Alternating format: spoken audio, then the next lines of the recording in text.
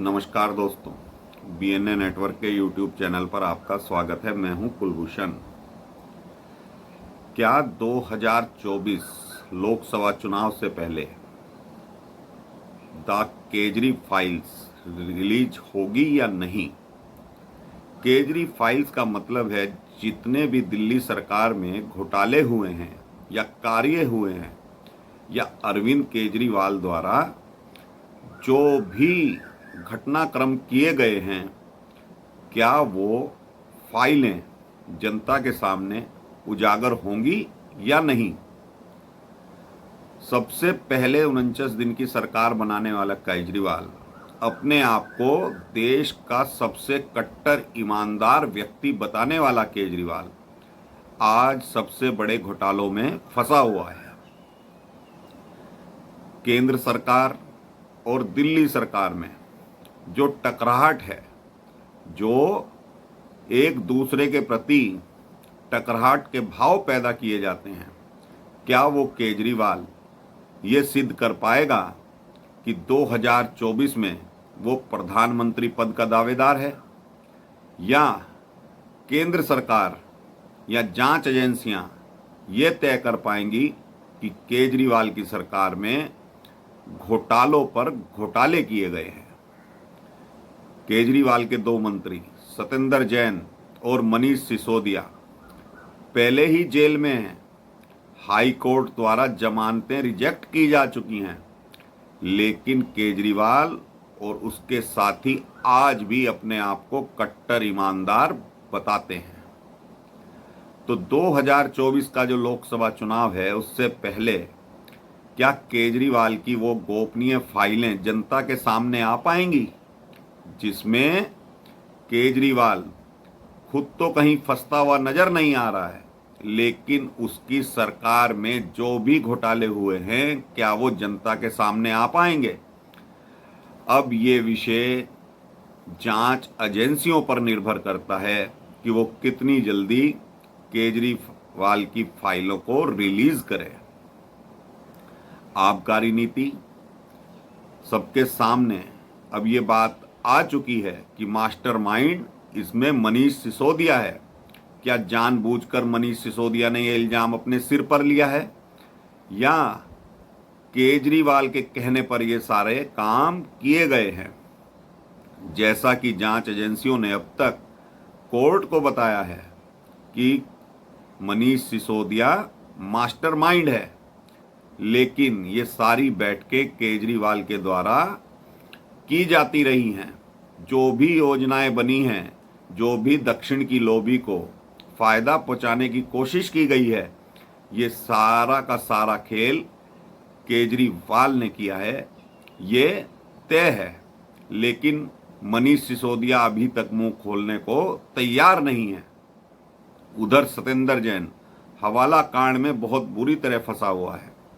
कुछ दिन के लिए उन्हें राहत जरूर मिली है, लेकिन कोर्ट ने ये माना है कि सत्येंद्र जैन हवाला कारोबारी है।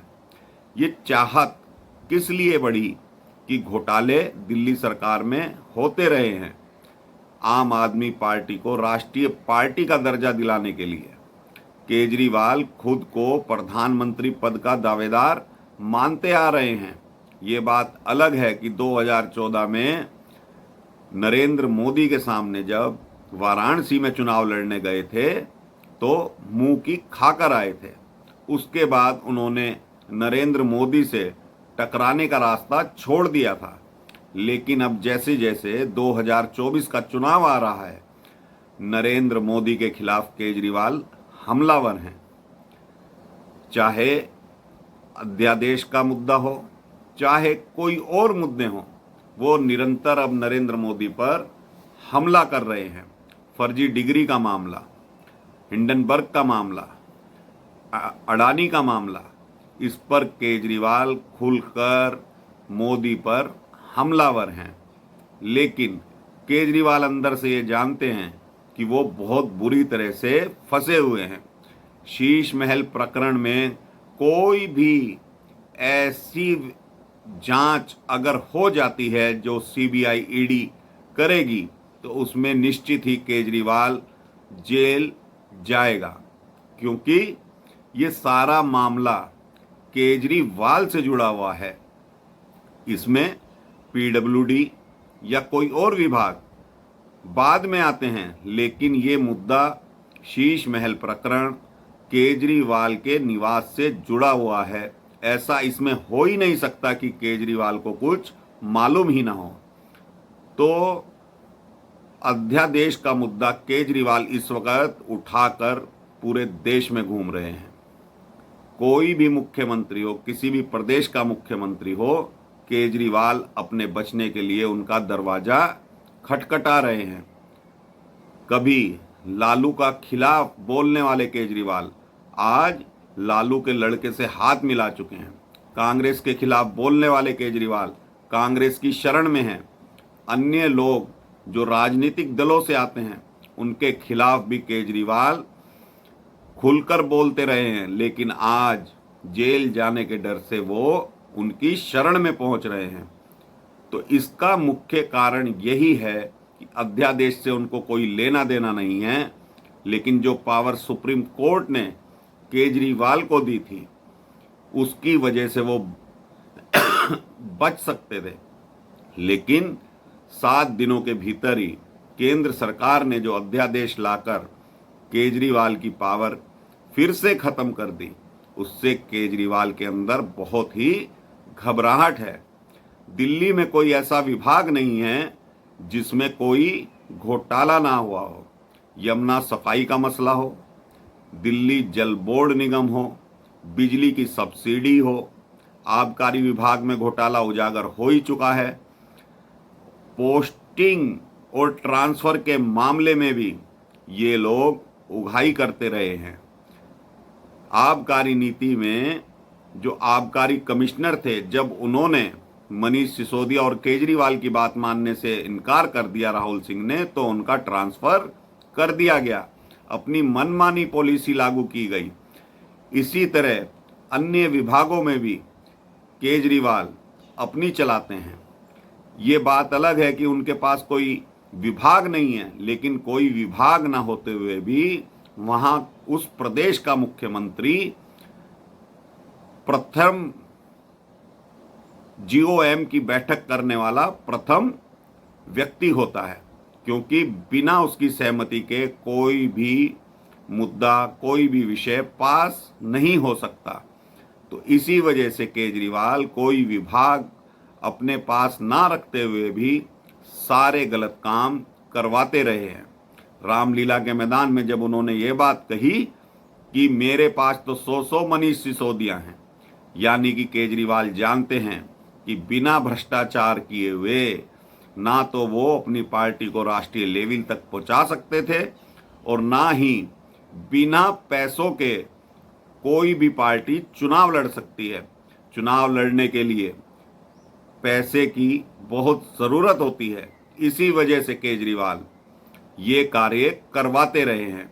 सत्येंद्र जैन के मुद्दे पर भी केजरीवाल कहते हैं कि मोदी ने उन्हें जेल में डाल दिया है क्योंकि वो अच्छा कार्य कर रहे थे।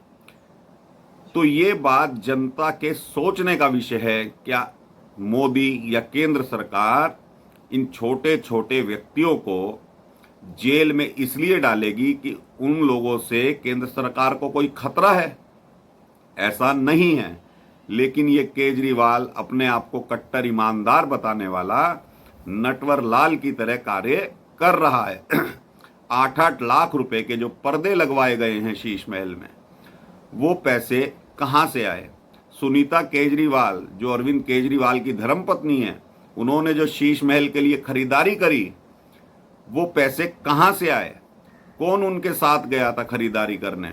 विदेशों से मार्बल मंगवाए गए, जो कि सरकारी नीति के खिलाफ है, एकदम खिलाफ है। तो ये व्यक्ति अपने लिए कुछ भी कर सकता है।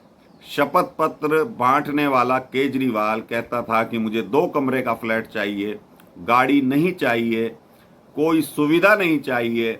इसके घर में आज 12-12 एसी लगे हुए हैं। शीला दीक्षित के घर में जब 4 एसी हुआ करते थे तो ये कहता था कि बिजली का बिल दिल्ली की जनता पे कर रही है शीला दीक्षित के लिए, तो इसके घर में जो 12 एसी लगे हुए हैं, 7 बाथरूम बने हुए हैं, उसका बिल कौन पे कर रहा है? 53 करोड़ रुपए की लागत से जो शीश महल बनवाया गया, और वो भी कोरोना के टाइम में, जिस वक्त पूरा हिंदुस्तान ही नहीं पूरा विश्व कहरा रहा था, स्वास्थ्य की जो मूलभूत सुविधाएं थी वो जनता को उपलब्ध नहीं हो पा रही थी, उस वक्त शीश महल केजरीवाल बनवा रहा था, विदेशों से मार्बल मंगवा रहा था। तो ये केजरीवाल जानता है कि वो आबकारी नीति में फंसे ना फंसे, लेकिन शीश महल प्रकरण में वो फंस चुका है। इसलिए आज वो हर प्रदेश के मुख्यमंत्री के पास जा रहा है, उनकी शरण में जा रहा है कि जो केंद्र सरकार अध्यादेश लाई है वो राज्यसभा में पास ना हो पाए। अगर ये राज्यसभा में पास हो गया तो केजरीवाल शक्ति विहीन हो जाएगा और जो फाइलें हैं वो जनता के सामने रिलीज हो जाएंगी, जो भी इसने घोटाले किए हैं। यही कारण है 7 दिन के लिए जब सुप्रीम कोर्ट ने इसको पावर दी थी तो इसने कोहराम मचा दिया था, अफसरों को गाली गलौज करने लगा था, अफसरों को ट्रांसफर पोस्टिंग की धमकी देने लगा था, अपने हिसाब से कार्य करने के लिए कहने लगा था। तो 7 दिन के अंदर ही केजरीवाल तानाशाह बन गया था। लेकिन ये आज रामलीला मैदान से और विधानसभा से नरेंद्र मोदी को कोसता है, कहता है चौथी पास राजा तानाशाह बन चुका है। लेकिन ये सत्य है कि केजरीवाल किसी तानाशाह से कम नहीं है। तो इसलिए ये जरूरी है कि लोकसभा चुनाव 2024 से पहले केजरी की जितनी भी फाइलें हैं, जितने भी घोटाले हैं, ये सब जनता के सामने उजागर होने चाहिए। इसीलिए मेरा ये आज का टॉपिक जो है 2024 से पहले क्या केजरी फाइल्स ओपन होंगी, जनता के सामने आएंगी। इसमें केजरीवाल की जो भी गवर्नमेंट है, दिल्ली सरकार की जो भी विभाग हैं, उसमें तरह तरह के घोटाले बहुत बड़े स्तर पर किए गए हैं। बिजली कंपनियों का ऑडिट तक नहीं किया गया। जो सब्सिडी दी जा रही है उस पर कोई ऑडिट आज तक नहीं हुआ। शीश महल पर जांच चल ही रही है। आबकारी विभाग का घोटाला खुलकर आ गया है। परिवहन विभाग में बसों का घोटाले की जांच चल रही है। आप ये देखिए कि यमुना में जो हर साल छठ पूजा का आयोजन किया जाता है दिल्ली में, हर साल केजरीवाल कहता है कि हम यमुना की सफाई कराएंगे। उसके नाम पर करोड़ों रुपए का बजट डकार लिया जाता है, लेकिन कोई सफाई कार्य नहीं होता। इसी तरह दिल्ली जल बोर्ड निगम, उसमें भी घोटाले हैं। तो ये सारी फाइलें 2024 से पहले द केजरी फाइल्स जनता के सामने आनी चाहिए। जेल जाना ना जाना ये जांच एजेंसियां और कोर्ट का काम है, वो तय करेगी, लेकिन जनता के सामने सच्चाई आनी चाहिए। तो अभी के लिए इतना ही। मेरा कंटेंट आपको कैसा लगा लाइक कीजिए, वीडियो को शेयर कीजिए और चैनल को सब्सक्राइब जरूर कीजिए। नमस्कार।